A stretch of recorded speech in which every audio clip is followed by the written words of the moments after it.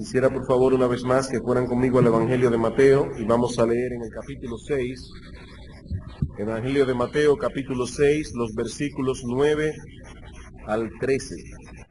Vosotros pues oraréis así: Padre nuestro que estás en los cielos, santificado sea tu nombre, venga tu reino, hágase tu voluntad como en el cielo, así también en la tierra. El pan nuestro de cada día, dánoslo hoy. Y perdónanos nuestras deudas, como también nosotros perdonamos a nuestros deudores. Y no nos metas en tentación, mas líbranos del mal, porque tuyo es el reino, y el poder, y la gloria, por todos los siglos. Amén. Nos encontramos en este momento en nuestra serie de sermones en el Sermón del Monte, considerando la segunda petición del Padre Nuestro: venga tu reino. Una petición que nos provee una perspectiva muy iluminadora de lo que es realmente la oración. Y hemos dicho ya en otras ocasiones que para muchas personas la oración no es otra cosa que un instrumento a través del cual obligamos a Dios a someterse a nuestra voluntad y a nuestros deseos. Pero nuestro Señor Jesucristo nos enseña en esta oración modelo, en esta guía de oración, que al acercarnos al trono de la gracia debemos hacerlo con la preocupación, con el anhelo, con el deseo de que la gloria de Dios, de que el gobierno de Dios y su voluntad sean cada vez más evidentes en este mundo. Debemos pedir, dice Cristo, que su reino venga y que su voluntad, como veremos en esta tarde, que su voluntad sea hecha en la tierra como se hace en el cielo. Nuestra preocupación ha de ser el predominio de la voluntad divina sobre nuestra voluntad. No es Dios, hermanos, quien debe sujetarse a nuestros deseos, somos nosotros quienes debemos sujetarnos a los suyos. Y eso, dice Cristo, debe ser manifiesto en nuestras oraciones. La semana pasada iniciamos el estudio de esta petición: venga tu reino. Pero solo tuvimos tiempo para enfocar, en primer lugar, la naturaleza esencial del reino de Dios y luego qué significa pedir por la venida del reino de Dios. Y por amor a las personas que nos visitan, quisiera hacer un breve recuento de las cosas que vimos la semana pasada. Vimos que la frase "el reino de Dios" es usada en la Escritura para referirse básicamente a dos cosas. Por un lado, al dominio universal de Dios sobre todas las criaturas y cosas que Él ha creado. Y en segundo lugar, al dominio especial de Dios sobre aquellos que se someten voluntariamente a su gobierno. ¿Qué significa, hermanos, el reino de Dios? Cuando la Biblia habla del reino de Dios, ¿de qué está hablando? Bueno, por un lado, del dominio universal que tiene Dios sobre todas las cosas que Él ha hecho, sin excluir absolutamente nada. Pero también la Biblia habla del reino de Dios refiriéndose a ese dominio especial que tiene Dios sobre aquellas personas que se someten voluntariamente a su gobierno. Dios, dice la Biblia, domina sobre todo y sobre todos. Y su soberanía no necesita el consentimiento de sus criaturas para ser ejercida. Hermanos, Dios no necesita del consentimiento de sus criaturas para ejercer su soberanía sobre ellos. Él hace, dice Daniel 4:35, Él hace según su voluntad en el ejército de los cielos y en los habitantes de la tierra, y nadie puede detener su mano y decirle: ¿qué haces? No hay, dice este libro, no hay quien tenga autoridad para pedirle cuentas, ni quien tenga suficiente poder para detener sus designios. Los habitantes de la tierra son considerados como nada en la presencia de Dios. Dios no necesita el consentimiento de la creación para reinar sobre ella. Esto no es un gobierno democrático, no hay que votar al respecto. Dios es rey de su creación. Sin embargo, No todas sus criaturas se someten a su gobierno voluntariamente. Noten lo que estamos hablando. Dios gobierna sobre todos ellos, pero no todos se someten a su dominio gozosa y voluntariamente. Es por eso que el Señor nos dice que al orar debemos pedir, venga tu reino. Dios es rey sobre todos, sobre buenos y malos, sobre justos e injustos. Pero una cosa es estar bajo su dominio soberano y otra muy distinta, aceptar con deleite su soberanía y someterse a ella. Cuando oramos por la venida del reino de Dios, estamos pidiendo que esa rebelión que se introdujo en el mundo a causa de la caída de nuestros primeros padres, que esa rebelión sea aplastada en el corazón del hombre. Estamos pidiendo que el yo sea destronado y que la gracia reine. El reino de Cristo no es otra cosa que el predominio de la gracia de Dios sobre el corazón del hombre. Vayamos por un momento al Salmo 110. Salmo 110, un salmo eminentemente mesiánico. Por cierto, si mal no recuerdo, creo que es el salmo que más se cita en las escrituras del Nuevo Testamento. Salmo 110, versículo 1 al 3. Jehová dijo a mi Señor, siéntate a mi diestra hasta que ponga a tus enemigos por estrado de tus pies. ¿De qué Señor está hablando aquí? Bueno, evidentemente está hablando del Señor Jesucristo, del Mesías que habría de venir. Cristo pregunta a los fariseos, el Mesías que vendrá, el Cristo, ¿de quién es hijo? Dicen ellos, de David. Entonces Cristo cita este salmo y dice, ¿cómo es que David, si es su hijo, le llama en el Salmo 110, Señor? Si él es hijo, ¿cómo le llama Señor? Dijo el Señor a mi Señor, es lo que dice el texto hebreo, siéntate a mi diestra hasta que ponga a tus enemigos por estrado de tus pies. Ahora bien, seguimos leyendo el texto y nos damos cuenta que los enemigos del Señor serán sometidos de varias maneras distintas. Algunos serán aplastados por su ira, otros serán vencidos por su gracia. Noten lo que dice el texto. Jehová enviará desde Sión la vara de tu poder. Domina en medio de tus enemigos. Tu pueblo se te ofrecerá voluntariamente en el día de tu poder, en la hermosura de la santidad. Algunos serán aplastados por la autoridad de Cristo, otros serán vencidos por su gracia, su bondad y su misericordia. Dice, tú tendrás un pueblo y ese pueblo se someterá a ti voluntariamente. Donde quiera que Dios es reconocido como Rey soberano, donde quiera que hay la voluntad de someterse a su dominio, allí es presente, repito, el reino de Dios. Pedir en oración que el reino de Dios venga es pedir que más y más hombres y mujeres se sometan voluntariamente al gobierno de Dios. Es pedir que la verdad del Evangelio se expanda cada vez más y más en medio de las tinieblas del error. Es pedir que ese gobierno de la gracia en el corazón sea cada vez más evidente en nosotros mismos y en otros. Es pedir por la derrota total del reino de Satanás y por el triunfo final del reino de Cristo. Un evento que ocurrirá cuando nuestro Señor Jesucristo regrese en gloria.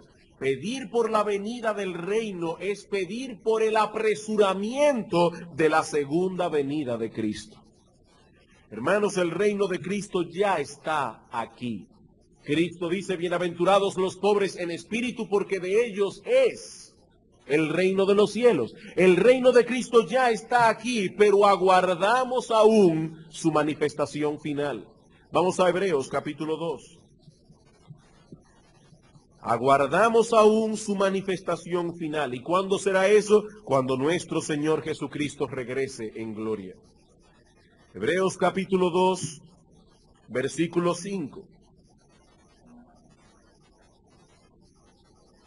Un texto, por cierto, sumamente difícil, lo cito únicamente para probar este punto. Dice, porque no sujetó a los ángeles el mundo venidero acerca del cual estamos hablando. Pero alguien testificó en cierto lugar diciendo, ¿qué es el hombre para que te acuerdes de él? ¿O el hijo del hombre para que lo visites? Le hiciste un poco menor que los ángeles, le coronaste de gloria y de honra, y le pusiste sobre las obras de tus manos. Todo lo sujetaste bajo sus pies, porque en cuanto le sujetó todas las cosas, nada dejó que no sea sujeto a él, pero todavía no vemos que todas las cosas le sean sujetas. Todavía no vemos que todas las cosas le sean sujetas. Cristo ya fue entronizado a la diestra de Dios, pero aún no recibe de todos los hombres la obediencia voluntaria que se le es debida. Él está aguardando hasta aquel momento en que todos sus enemigos sean puestos bajo sus pies. Primera a los Corintios capítulo 15. Primera a los Corintios capítulo 15, versículo 25. Porque preciso es que Él reine. Ahora, preciso es que Él reine hasta que haya puesto a todos sus enemigos debajo de sus pies. Él ya reina, pero el dominio de la gracia sobre el corazón de los hombres no ha alcanzado aún su plenitud. Eso solo será posible cuando nuestro Señor Jesucristo vuelva en gloria, todos sus enemigos sean destruidos. Así que el reino de Cristo ya está aquí, pero oramos, venga tu reino, primero porque deseamos que ese dominio de Cristo sobre el corazón de los pecadores se expanda en el presente cada vez más. Y segundo, porque anhelamos que llegue el día en que todo quedará sometido a ese reino de justicia. Por eso pedimos, Señor, venga tu reino. Hasta aquí, hermanos y amigos, lo que vimos el domingo pasado. En la mañana de hoy y en el tiempo que nos resta, quisiera considerar algunas aplicaciones prácticas que podemos derivar de esta petición. Hay una serie de enseñanzas indirectas contenidas en nuestro texto que no queremos pasar por alto. Y la primera de ellas es que esta petición nos enseña cuál ha de ser el anhelo preponderante de todo creyente. Esta petición nos enseña cuál ha de ser el anhelo preponderante de todo creyente. Cuando nos acercamos a estudiar el Padre Nuestro, lo que vemos allí es en realidad una radiografía del cristiano. Una radiografía del cristiano. Como hemos visto ya, en esta oración los elementos se concatenan unos con otros y forman al final una unidad perfecta. Y al contemplar esa unidad como un todo, nos damos cuenta que no solo es un método perfecto de oración, sino que se trata también de una radiografía. ¿Y qué son las radiografías?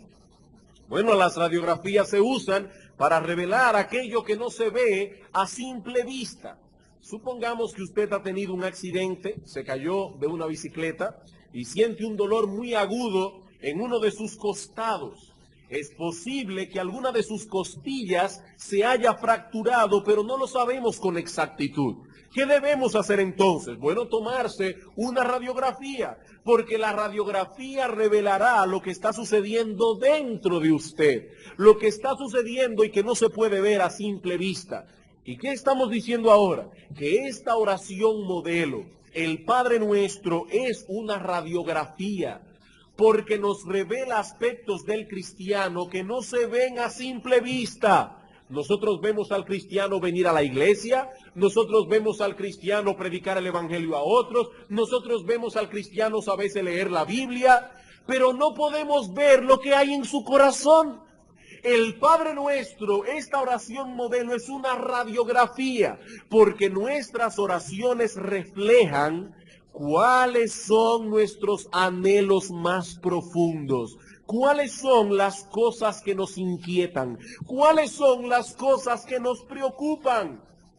En el Padre Nuestro, el Señor revela a sus discípulos indirectamente ¿cuáles son las cosas que deben preocupar más a un cristiano?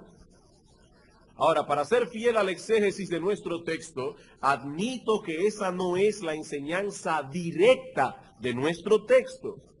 El Padre Nuestro es simplemente un modelo de oración que debe servirnos para enseñarnos a orar, pero al mismo tiempo descubre delante de nosotros cuál debe ser el corazón de un cristiano. La Biblia dice que de la abundancia del corazón habla la boca. Cuando nos presentamos delante de Dios en oración, el corazón está revelando a través de la lengua qué es lo que hay dentro de él. ¿Y qué nos dice el Señor aquí? Que debe estar presente en el corazón de un verdadero cristiano como algo primordial, que el nombre de Dios sea conocido, estimado y reverenciado en el mundo a través de la expansión de su gobierno. Vivimos en un mundo caído, donde los hombres se gobiernan a sí mismos por sus pasiones, por sus deseos, por lo que a ellos les parece más conveniente. Vivimos en un mundo donde todos buscan su propia gloria y no la gloria de Dios. Si anhelamos que Dios sea reverenciado en el mundo, si anhelamos que Dios sea estimado, tenemos que pedir, Señor, venga a tu reino. Porque si su reino no viene al corazón de los hombres, Dios no será santificado como debe ser santificado. Debemos pedir que el gobierno de Dios sea cada vez más manifiesto entre los hombres, comenzando por nosotros mismos. Porque de lo contrario, el nombre de Dios no será santificado. Ahora es importante aquí que hagamos una pregunta, porque no queremos crear problemas de conciencia innecesarios en nadie. ¿Significa esto que los cristianos verdaderos no anhelan ninguna otra cosa que no sea la gloria de Dios? ¿Eso es lo que estamos diciendo? Que si usted es un cristiano verdadero, usted no debe anhelar ninguna otra cosa que no sea la gloria de Dios. Y que si usted tiene algún otro deseo, usted no es cristiano. ¿Eso es lo que estamos diciendo? No, hermanos, eso no es lo que estamos diciendo. Tristemente, eso no es lo que significa nuestro texto. Si algo evidencia el Padre Nuestro, es que los cristianos tienen una lucha a muerte con sus propios deseos. El apóstol Pedro nos dice en su primera carta que debemos abstenernos, primera de Pedro 2:11, abstenernos de los deseos carnales que batallan contra el alma.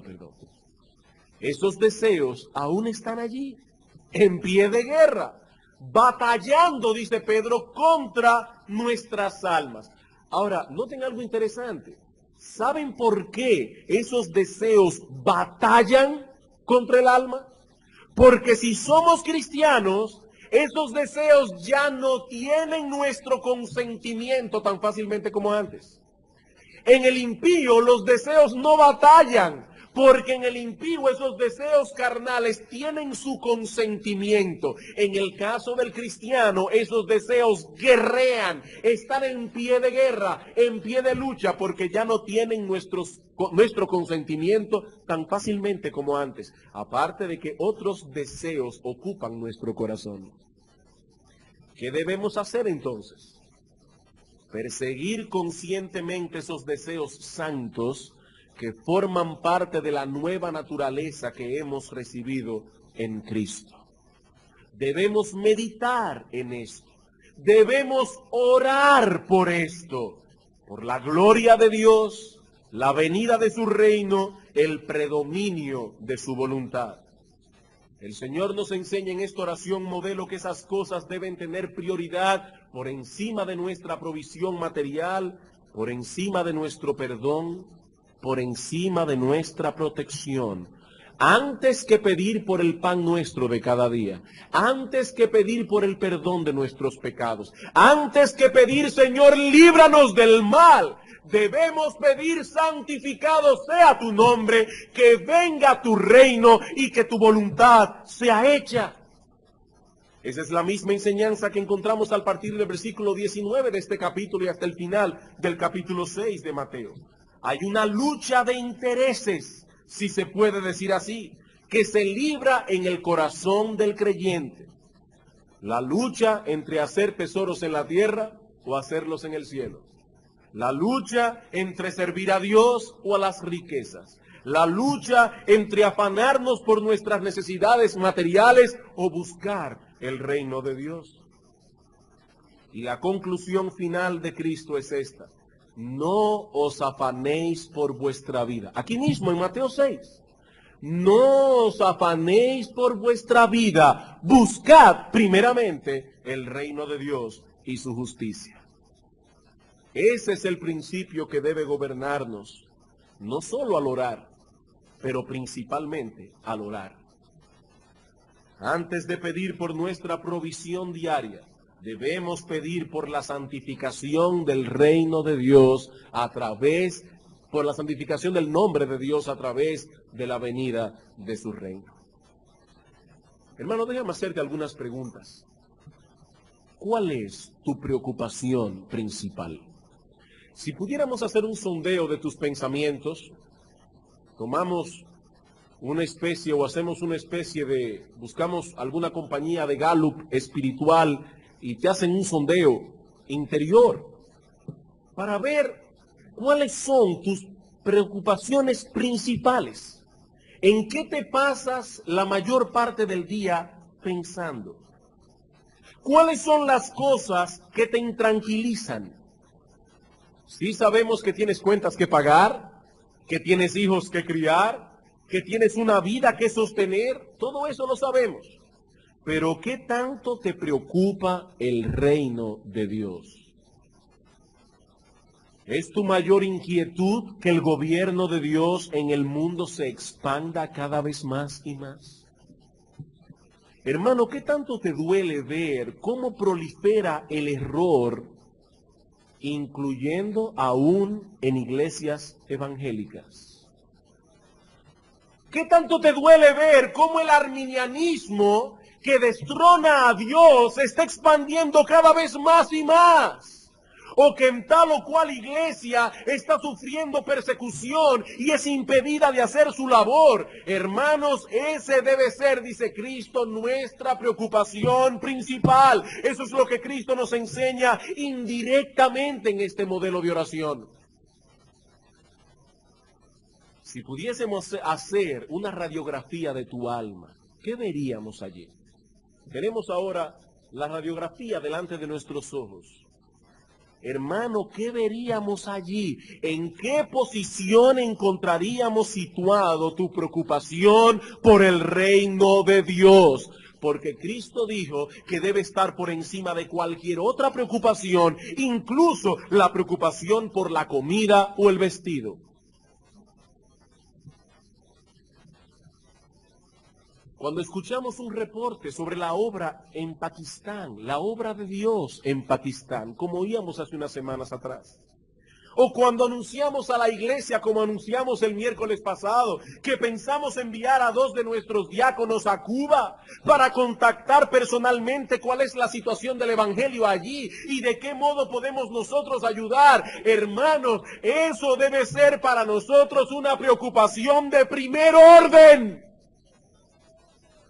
Si somos cristianos, debemos tener un profundo anhelo porque la verdad predomine, porque sólo así el hombre será librado del reino de tinieblas en que se encuentra cautivo, y sólo así Dios será glorificado.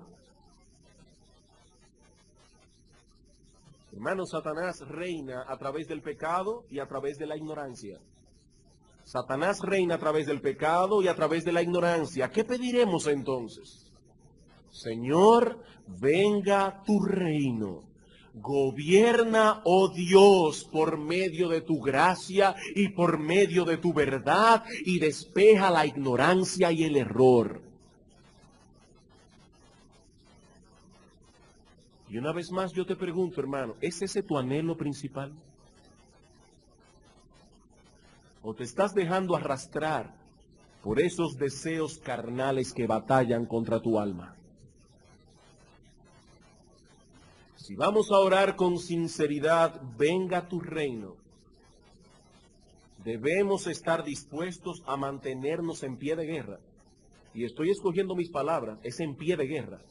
Contra todo deseo, contra todo anhelo que no procure la expansión y el fortalecimiento del reino de Dios. Porque esos deseos se levantarán en el corazón. Mi amigo, no tenemos apoyo en la Escritura para decir que el reino de Dios es la única preocupación del creyente. Yo no tengo apoyo de la Escritura para decir una cosa así. La Biblia más bien enseña todo lo contrario. Nos advierte que debemos luchar contra los deseos carnales que se levantan en nuestro corazón continuamente. Ahora, lo que sí podemos decir, apoyado en la Escritura, es que el creyente sufre, y a menudo por causa de esa lucha interna contra sus propios intereses y sus propios deseos. El incrédulo no se aflige por esas cosas. Lo que aflige al incrédulo es no obtener lo que desea, pero sus deseos en sí mismo no le inquietan tanto. Efesios capítulo 2. ¿Qué es lo que aflige al creyente? Ver esos deseos carnales que batallan contra su alma. ¿Qué es lo que aflige al incrédulo? No poder satisfacer sus deseos carnales. Hay una diferencia. Los dos tienen deseos carnales. Pero cuán distintos reaccionan ambos a esos deseos. Efesios capítulo 2, versículo 1 al 3. Y Él os dio vida a vosotros cuando estabais, en tiempo pasado, estabais muertos en vuestros delitos y pecados. ¿Y cómo se manifestaba esa mortandad espiritual? En los cuales anduvisteis en otro tiempo, siguiendo la corriente de este mundo, conforme al príncipe de la potestad del aire, el espíritu que ahora opera en los hijos de desobediencia, entre los cuales también todos nosotros vivimos en otro tiempo en los deseos de nuestra carne, haciendo la voluntad de la carne y de los pensamientos, y éramos por naturaleza hijos de ira, lo mismo que los demás. ¿Cómo se manifestaba esa mortandad espiritual? En que teníamos deseos carnales. No, hermanos, aún ahora tenemos deseos carnales, pero antes, dice Pablo, vivíamos haciendo la voluntad de la carne y de los pensamientos. Esa era nuestra condición, dice Pablo. Todos nosotros vivimos así en otro tiempo, pero dice Pablo en el versículo 4, Dios, que es rico en misericordia, nos dio vida juntamente con Cristo, y no solo eso, juntamente con Él nos resucitó, y asimismo nos hizo sentar en los lugares celestiales con Cristo Jesús. Un cambio dramático se ha operado en nuestro corazón. Hemos sido transformados por el poder del Espíritu Santo y ahora tenemos metas y anhelos distintos. Estamos sentados con Cristo, hermanos, en los lugares celestiales. Y desde allá, aunque estamos aquí, pero desde esa posición vemos la vida desde otra perspectiva diferente. Si alguno de ustedes han tenido la oportunidad de volar en un avión, o de contemplar una ciudad desde una montaña, o desde algún otro sitio elevado, se habrá dado cuenta de lo insignificante que se ven las cosas cuando se ven desde arriba. ¿Qué insignificantes se ven? Cuando contemplamos las cosas desde ese ángulo, muchos edificios que parecen imponentes desde abajo, de repente parecen maquetas de juguete. Y uno ve los carros que parecen de esos carritos que venden en la farmacia, Matchbox, pequeñitos, y las personas ni se ven. Pablo dice, el creyente ha sido sentado con Cristo en los lugares celestiales. Su posición ha cambiado y por lo tanto su perspectiva de la vida debe cambiar también. Cosas que antes veía como imponentes, ahora las ve como maquetas de juguete. Ahora debe buscar otras cosas, anhelar otras cosas. Colosenses capítulo 3, versículo 1 y 2. Si pues habéis resucitado con Cristo, buscad las cosas de arriba, donde está Cristo sentado a la diestra de Dios. Poned la mira en las cosas de arriba, no en las de la tierra. No podemos mirar hacia ambos lugares al mismo tiempo. El problema es que las cosas de este mundo no han perdido su encanto para nosotros. Que nadie piense que cuando uno se convierte al Señor, todas las cosas del mundo pierden su encanto de una vez. No, las cosas del mundo, muchas de ellas no han perdido su encanto para el creyente. Nuestros cuerpos no han sido aún glorificados y el pecado aún no ha sido totalmente erradicado. ¿Qué dice Pablo? Debemos hacer un esfuerzo consciente por dirigir nuestros afectos hacia el lugar correcto. Poned la mira en las cosas de arriba. Es una orden, es un mandato que debemos obedecer. Eso no fluye naturalmente. Es por lo general el resultado de una lucha interior. Y cuando contemplamos al Padre nuestro con atención, no dejamos de percibir esa lucha detrás de las palabras de Cristo. No oren como los hipócritas, dice el Señor, ni oren como los paganos. Ellos oran también, pero centrados en sí mismos. Vosotros, en cambio, dice Cristo, oraréis así, haciendo de la gloria de Dios y de su reino vuestro interés primordial. ¿Qué aprendemos entonces de esta petición? Aprendemos cuál ha de ser el anhelo primordial del cristiano, que el reino de Dios prevalezca. En segundo lugar, esta petición nos enseña indirectamente que los cristianos deben estar dispuestos a luchar contra la tendencia que tenemos a ser independientes y a gobernarnos por nuestros propios criterios. ¿Qué nos enseña esta petición? Venga tu reino. Nos enseña que los cristianos deben estar dispuestos a luchar, no solo contra sus deseos, sino también contra la tendencia que tenemos a ser independientes y a gobernarnos por nuestros propios criterios. El Señor nos dice aquí, cuando vayas en oración delante de Dios, he aquí lo que debes pedir. Debes clamar porque su reino venga sobre ti, lo mismo que sobre otros. Debes pedir que su gracia y su verdad te controlen cada vez más y más, de manera que no sea tu voluntad la que prevalezca, sino la voluntad de Dios. Hermanos, aquí hay un punto que muchos han perdido de vista. Ser cristiano es estar bajo autoridad.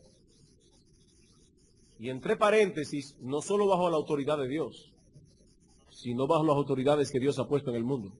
Porque dice en Romanos capítulo 3, el que resiste a la autoridad puesta por Dios, a lo establecido por Dios, resiste. Y Dios ha puesto autoridad en el Estado, Dios ha puesto autoridad en el hogar, Dios ha puesto autoridad en la iglesia. Ser cristiano es estar bajo autoridad. Cristo nos enseña en el Padre Nuestro que ser cristiano es pertenecer a un reino. ¿Y qué es un reino? Básicamente el gobierno de un pueblo o de varios pueblos bajo una cabeza o gobernante. Ser cristiano es mucho más que asumir un estilo de vida particular. Ser cristiano no es dejar de hacer ciertas cosas para comenzar a hacer otras. Ser cristiano es ser trasladado de un reino a otro reino. Dice Pablo, hemos sido trasladados del reino de las tinieblas al reino del amado Hijo. Podríamos decir que ser cristiano es una especie de traspaso de mando. El individuo depone su hostilidad, rebeldía, clama a Dios por la venida de su reino sobre él. Eso es ser cristiano. Hermanos, ¿cuáles son las demandas que el Evangelio pone sobre el pecador? Vayamos por un momento a Marcos capítulo 1. ¿Cuáles son las demandas que el Evangelio pone sobre el pecador?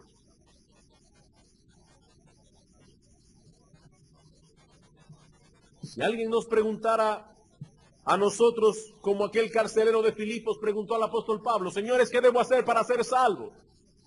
¿Cuáles son las demandas? Marcos capítulo 1, versículo 14 y 15. Después que Juan fue encarcelado, Jesús vino a Galilea predicando el evangelio de ¿qué? Del reino de Dios, diciendo, el tiempo de Dios, el tiempo se ha cumplido y el reino de Dios se ha acercado. ¿Qué deben hacer? Arrepentíos y creed en el evangelio. He ahí las demandas. Arrepentirse y creer. No podemos entrar en el reino sin arrepentimiento y sin fe. Ahora bien, ¿de qué fe estamos hablando aquí? ¿Es acaso un simple asentimiento intelectual de que somos pecadores, de que merecemos el infierno y de que Cristo pagó por los pecados? Cuando una persona dice, oh sí, yo sé que soy pecador, oh sí, yo sé que merezco el infierno, oh sí, yo sé que Cristo pagó por mis pecados, ¿eso es suficiente, hermanos, para ser salvos? No, hermanos, no. Esa fe de la que habla Cristo aquí es mucho más que un simple asentimiento intelectual. La fe es el instrumento a través del cual nos aferramos a Cristo, pero no solo como nuestro sacerdote, no solo como aquel que vino y se ofreció a sí mismo delante de Dios en una cruz por nuestros pecados, no. La fe es el instrumento también a través del cual nos aferramos de Cristo como profeta. Y Él como profeta ahora nos instruye. Y la fe es el instrumento a través del cual nos aferramos a Cristo como Rey. Y Él como Rey ahora nos gobierna. Esa es la fe de la que habla Cristo aquí. Una fe que abraza a Cristo como sacerdote, como profeta y como rey. Creer en Cristo incluye por necesidad la resolución de rendirse a su dominio. El que no obedece, no cree. El que no obedece, no cree. Algunas personas nos acusan de enseñar salvación por obras, porque decimos que el pecador no puede ser salvo a menos que no se someta al señorío de Cristo. ¡Ah, eso es salvación por obras! Es simplemente creer. Eso atenta contra el mensaje evangélico de que la salvación es únicamente por medio de la fe. Pero a estos hermanos yo pregunto, ¿cuál es el concepto que tienen de la fe? Sí sabemos que la salvación se obtiene únicamente por medio de la fe, pero ¿qué tipo de fe? ¿Qué tipo de fe?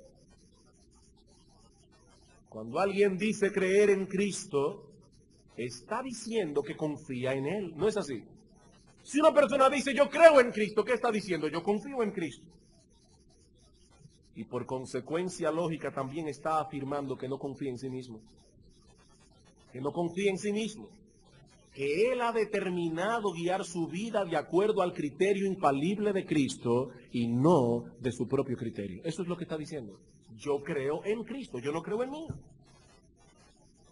El escritor de la carta a los Hebreos nos dice que Cristo vino a ser autor de eterna salvación a los que le obedecen, Hebreos 5:9. Vino a ser autor de eterna salvación a los que le obedecen. No a los que dicen, oh sí, yo un día levanté la mano en una iglesia. Yo acepto que Cristo es Dios. Yo acepto que murió en una cruz por los pecados. Eso no es suficiente. Él vino a ser autor de eterna salvación a los que le obedecen. ¿Podemos acusar al autor de los Hebreos de enseñar salvación por obras? Tendríamos que acusar al mismo Cristo. Porque el mismo Cristo dijo en una ocasión a una multitud de personas que decían creer en Él, en Juan 8:31, si vosotros permaneciereis en mi palabra, seréis verdaderamente mis discípulos. Si no permanecen en mis palabras, ustedes son unos falsos. Si vosotros permaneciereis en mi palabra, seréis verdaderamente mis discípulos. El que me ama, mi palabra guardará. La fe lleva consigo el germen de la obediencia. Si alguien dice que cree en mí, lo evidenciará haciendo lo que yo le digo. Si no hace lo que yo le digo, es porque no cree en mí. Cristo dice a sus discípulos en el Padre Nuestro que si son realmente cristianos deben orar al Señor que su reino venga. Deben pedir porque el reino de la gracia y de la verdad continúe ganando terreno en nuestro propio corazón.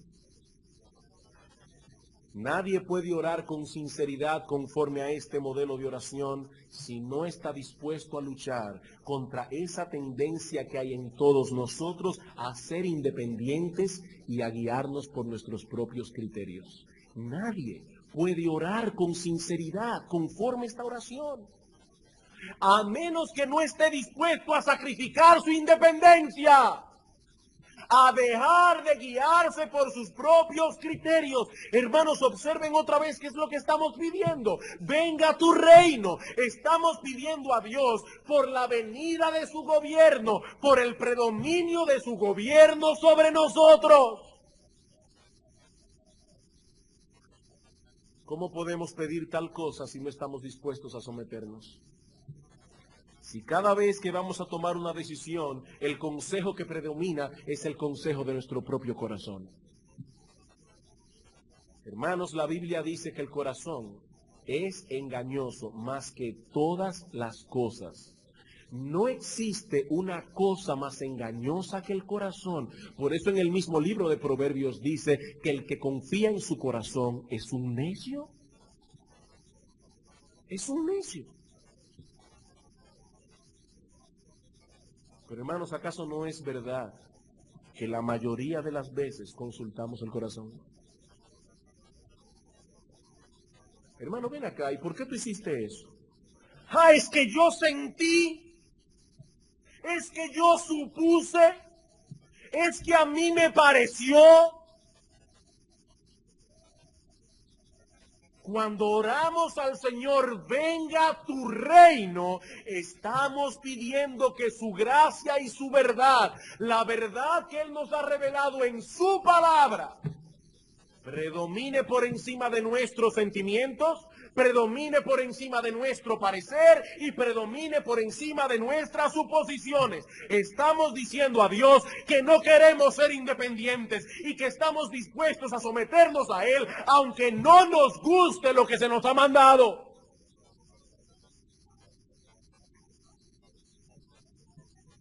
Ay, hermanos, muchas veces oigo a las personas decir: el Señor puso en mi corazón hacer tal cosa o hacer otra. ¿Verdad que es un lenguaje muy común entre los evangélicos? El Señor lo puso en mi corazón. Hermano, pero ven acá y eso. El Señor lo puso en mi corazón. Y hay que ver cómo se me abrieron todas las puertas. Eso vino del Señor. Mire, hermano, si usted no tiene ningún apoyo escritural, ningún mandato expreso de su palabra, ningún principio bíblico que puede señalar como la base de su decisión, ¿cómo sabes que fue el Señor que lo puso en tu corazón? Si más engañoso que el corazón no hay ninguna otra cosa.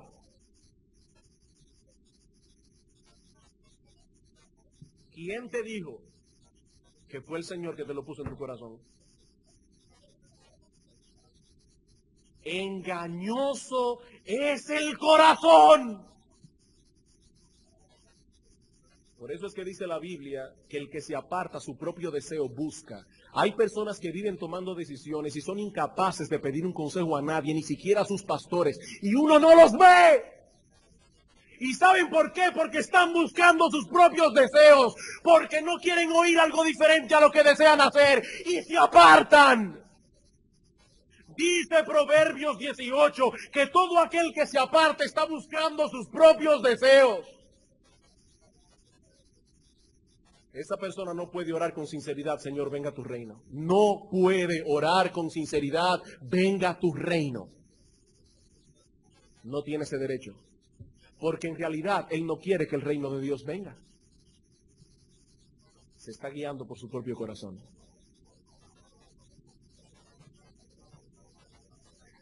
Hermanos, debemos tener cuidado con la forma en que nos expresamos, porque muchas veces disfrazamos nuestra independencia en un lenguaje piadoso y espiritual. El Señor lo puso en mi corazón. Y a la larga lo que estamos haciendo es seguir los dictados de nuestro propio corazón. Hermanos amados, si decimos ser cristianos, estamos declarando que no nos gobernamos a nosotros mismos, que somos esclavos de Cristo, que ahora pertenecemos a su reino.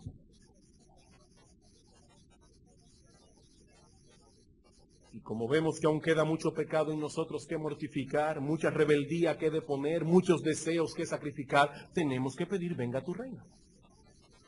Venga a tu reino, Señor, que tu dominio sobre mí sea cada vez más evidente. Orar a Dios por la venida de su reino es declararle la guerra a nuestra propia voluntad, a nuestros deseos. En palabra más simple, estamos declarándole la guerra a nuestro propio yo. Eso es pedir, venga a tu reino. El que no posea esa disposición no puede orar conforme a este modelo de oración. Hermanos, ¿qué nos enseña esta petición? Que los cristianos deben estar dispuestos a luchar contra esa tendencia que hay en todos nosotros a ser independientes y a guiarnos por nuestros propios criterios. En tercero y último lugar, y mucho más breve, esta petición nos enseña cuál es la verdadera esperanza del cristiano. Esta oración nos enseña cuál es la verdadera esperanza del cristiano. No debemos perder de vista el hecho de que esta petición señala en última instancia a la segunda venida de Cristo. La segunda venida de Cristo. Sabemos que el reino de la gracia sobre el corazón de los hombres alcanzará su plenitud cuando Cristo vuelva, cuando toda oposición sea vencida y Cristo sea el todo en todos. Cuando pedimos a Dios por la venida de su reino, estamos pidiendo porque se apresure la llegada de ese día glorioso. El cristiano debe anhelar, hermanos, la llegada de ese día. La llegada de ese día. La promesa de que Cristo volverá ha de ser nuestra esperanza. Primera Tesalonicenses capítulo 1.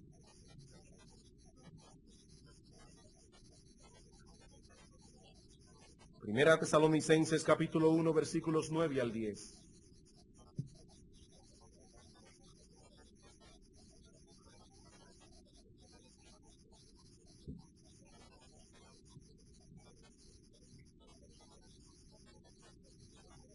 Porque ellos mismos cuentan de nosotros la manera en que nos recibisteis y cómo os convertisteis de los ídolos a Dios.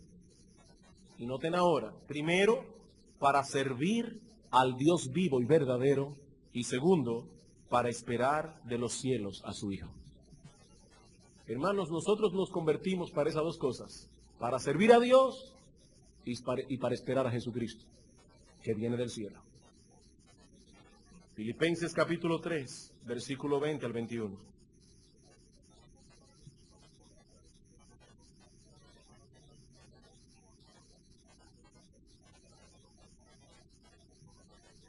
Mas nuestra ciudadanía está en los cielos, de donde también esperamos al Salvador, al Señor Jesucristo, el cual transformará el cuerpo de la humillación nuestra para que sea semejante al cuerpo de la gloria suya, por el poder con el cual puede también sujetar a sí mismo todas las cosas. ¿Para qué nos convertimos? Para esperar al Hijo. ¿Qué dice el texto? Nuestra ciudadanía está en los cielos, de donde también esperamos al Salvador. Segunda de Pedro capítulo 3. Segunda de Pedro capítulo 3, versículos 10 al 13.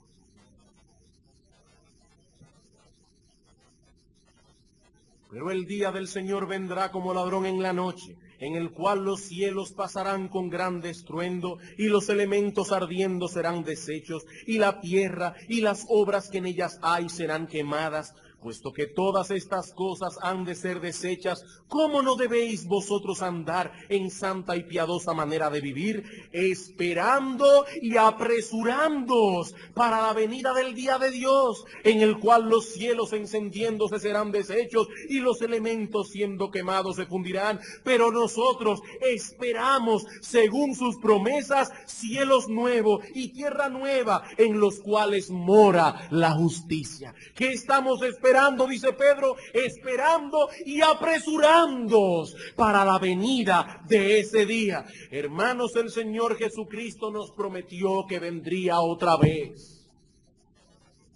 Y si me fuere y os prepararé lugar, dice en Juan 14, vendré otra vez y os tomaré a mí mismo, para que donde yo estoy, vosotros también estéis. Hermanos, sabemos que ha habido mucho fanatismo en torno a la escatología bíblica y mucha especulación. Por cierto, ahora recientemente hubo un movimiento en los Estados Unidos de Norteamérica con un famoso evangelista que decía que Cristo venía en septiembre de este año. Ya estamos en octubre y todavía estamos aquí.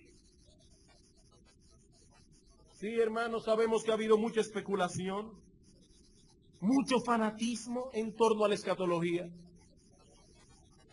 Pero cuidado que no caigamos en el otro extremo. Cuidado que no caigamos en el otro extremo. Cristo volverá. Cristo volverá, tan seguro como que el sol sale diariamente, porque sus promesas son fieles y verdaderas. Algún día, hermanos, veremos a Cristo. Nuestra esperanza no debe ser ninguna otra cosa.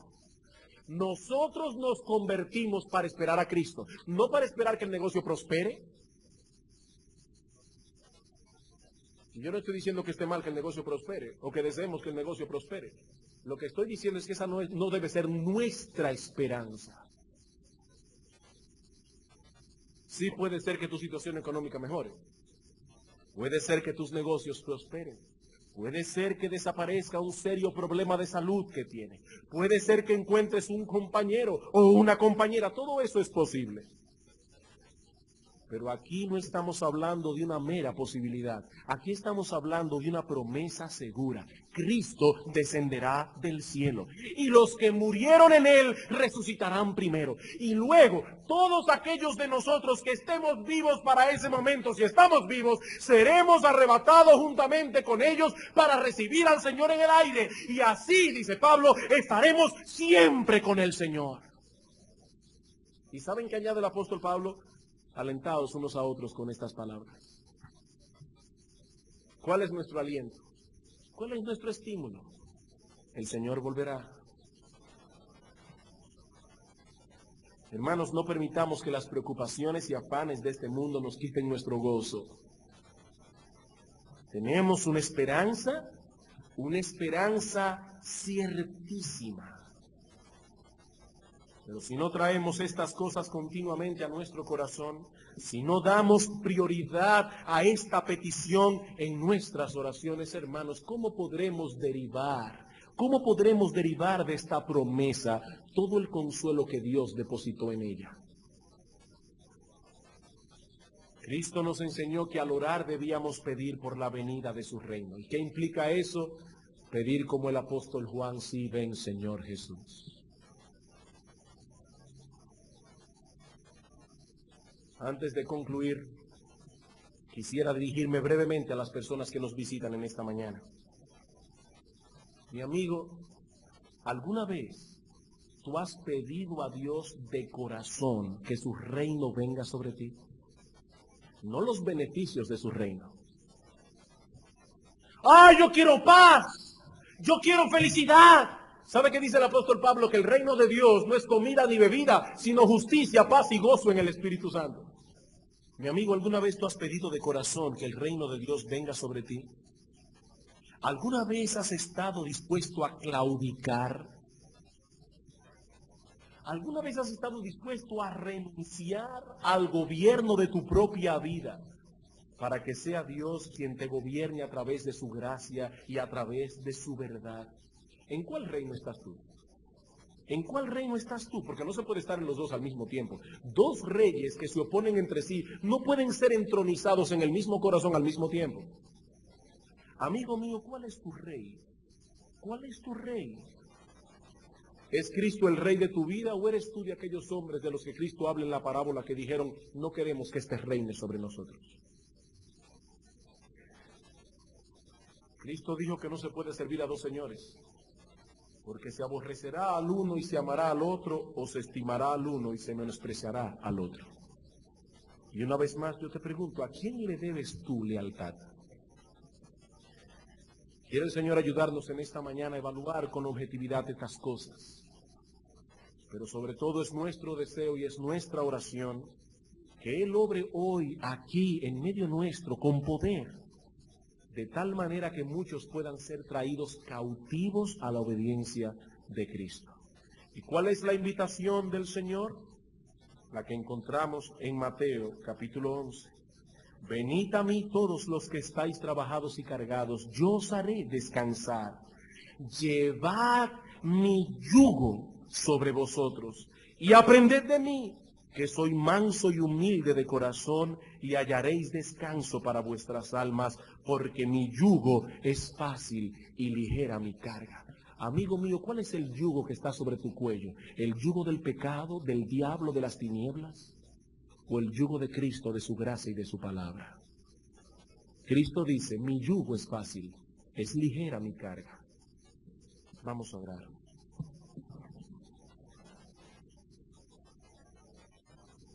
Oh Padre nuestro que estás en los cielos, nuestro deseo y nuestra petición en esta hora es que tu nombre, y solo tu nombre, sea santificado. No a nosotros, oh Señor, no a nosotros, sino a tu nombre da gloria. Y pedimos, oh Padre, en esta mañana por todos aquellos que una vez en su vida entendieron esta verdad, claudicaron al gobierno de su vida y pidieron de corazón, Señor, venga tu reino. Y ahora te pedimos por ellos, oh Señor, para que el reino de la gracia y de la verdad continúe expandiéndose cada vez más en esos corazones. Oh Dios, pero te pedimos también por aquellos que están en medio nuestro en esta mañana, que han entronizado su propio yo y se gobiernan por sus propios deseos. Oh Dios, nosotros te pedimos que tú traigas a estos hombres y mujeres cautivos a la obediencia a Cristo.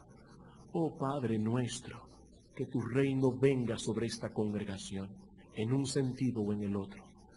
Y bendícenos esta tarde al estudiar la tercera petición del Padre nuestro, hágase tu voluntad. Oh Señor, continúa hablando a nuestras almas en el día de hoy. Te lo suplicamos en el nombre de Jesús. Amén.